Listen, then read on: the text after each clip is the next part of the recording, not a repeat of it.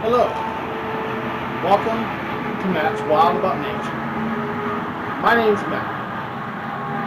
I'm sorry I haven't been around doing videos in a while. I've been having some family problems and other things, but they're all taken care of, and I'm back.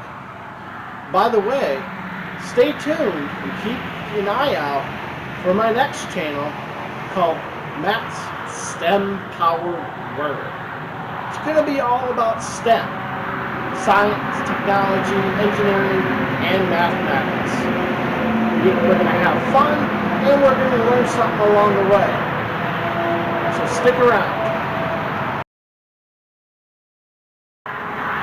Hello.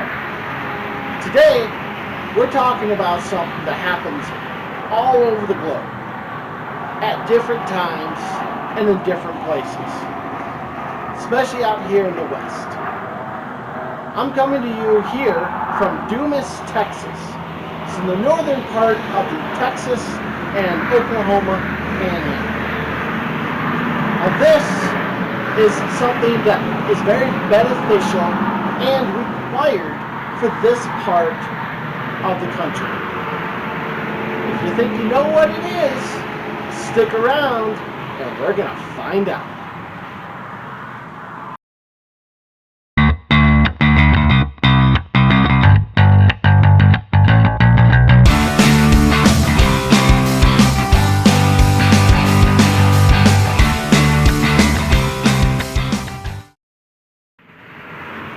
Hello. If you guessed that we're going to talk about storms, you're right. We're talking about thunderstorms. And here in Texas, thunderstorms happen year-round. Yes, even in the winter, but not as much. We're in the fall. So the fall starts on Saturday. That's the first day of fall. So I thought we'd be talking about storms now. I got one behind me, and we're going to talk about that. I'm going to step behind the camera so I'm not in the way. You'll see my hand, you'll still hear me talking. I want to point some stuff out to you, and we'll learn something. So stick around.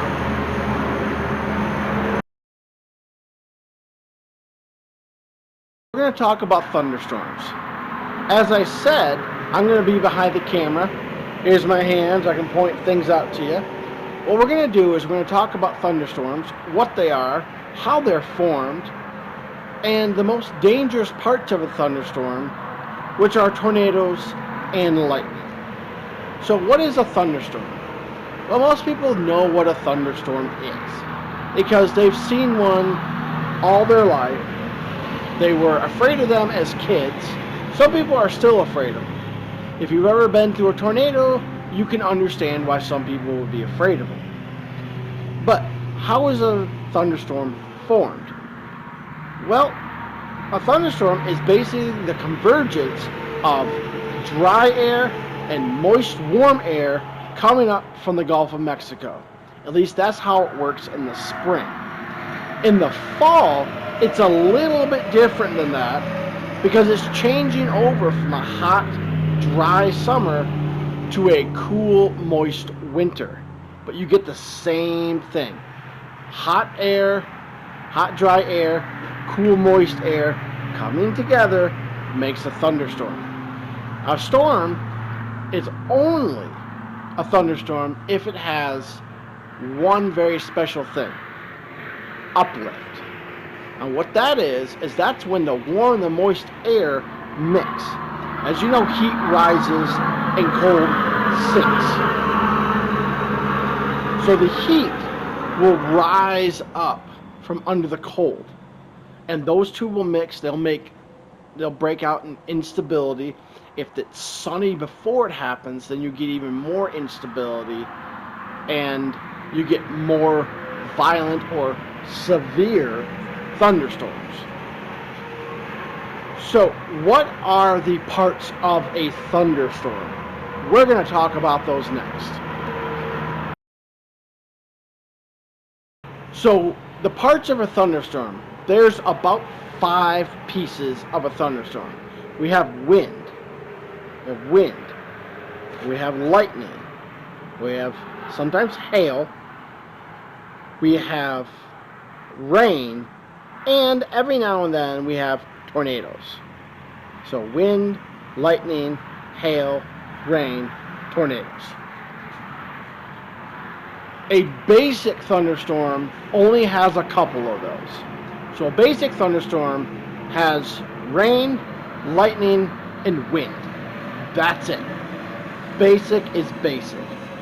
When you get into severe, that's when you start adding a couple different things. Most severe thunderstorms increase the wind to over 60 miles an hour. They bring in hail, but it has to be over an inch in size, which an inch in size is about a quarter, about the size of a quarter.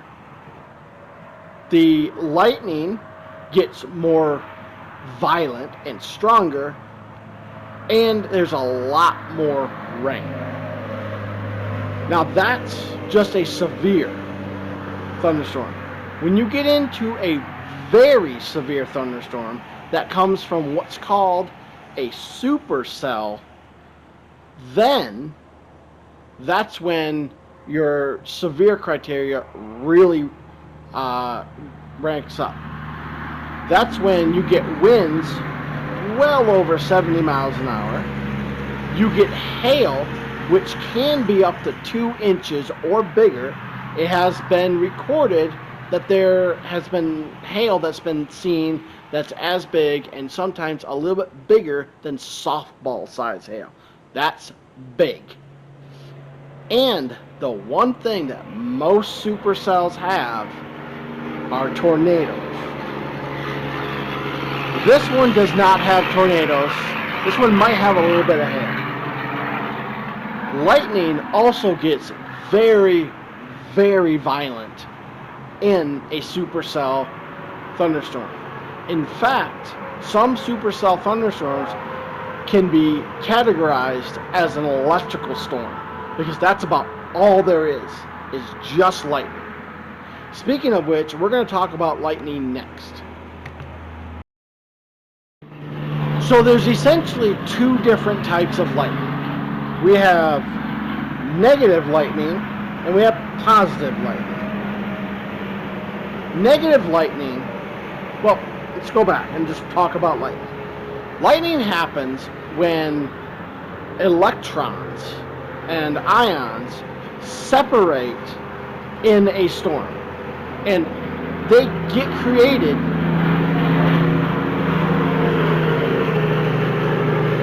sorry about that, big truck, really loud. So lightning gets created by the wind, by the updrafts. And that separates the negative electrons and the positive separate. Negative go to the bottom and the positive go to the top. Now, what happens when you have negative lightning is produced when the positive and the negative inside the storm connect and make a bolt of electricity.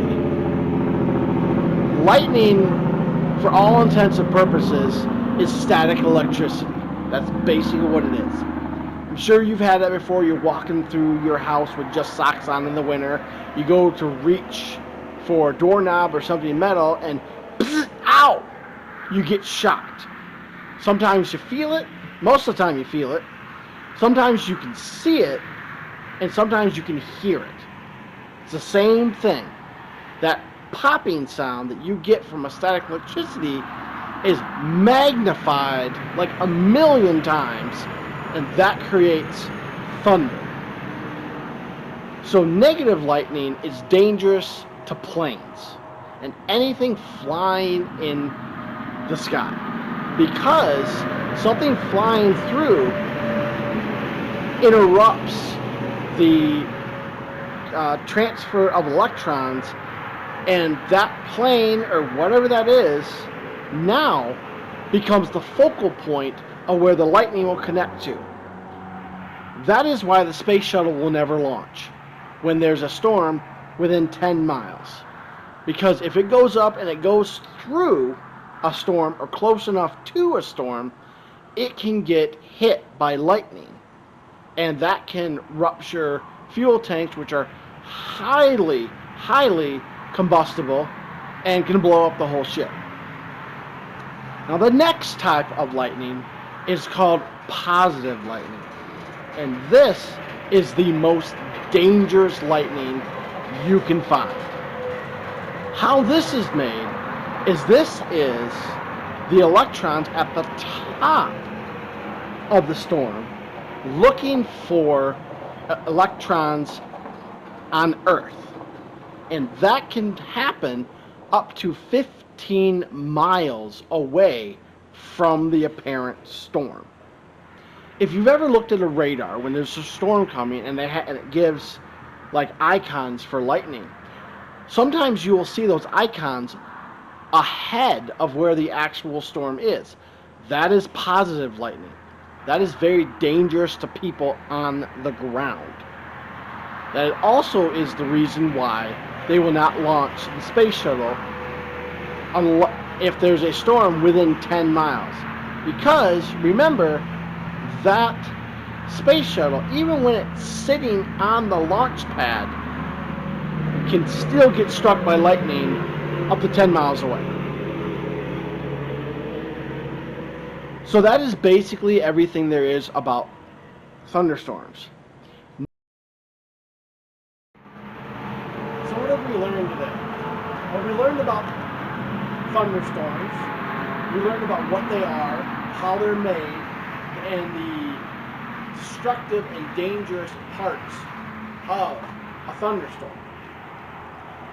So keep an eye on them. They're fun to watch. One thing I didn't mention is that if you hear thunder, you're close enough to get struck. There's a way to figure out how far away a thunderstorm is by doing a little bit of math. I don't have the time to put it on here right now. You can go check it out though. Go Google it. Just type in formula for determining how far a thunderstorm is, or something along those lines. So until next time, stay wild.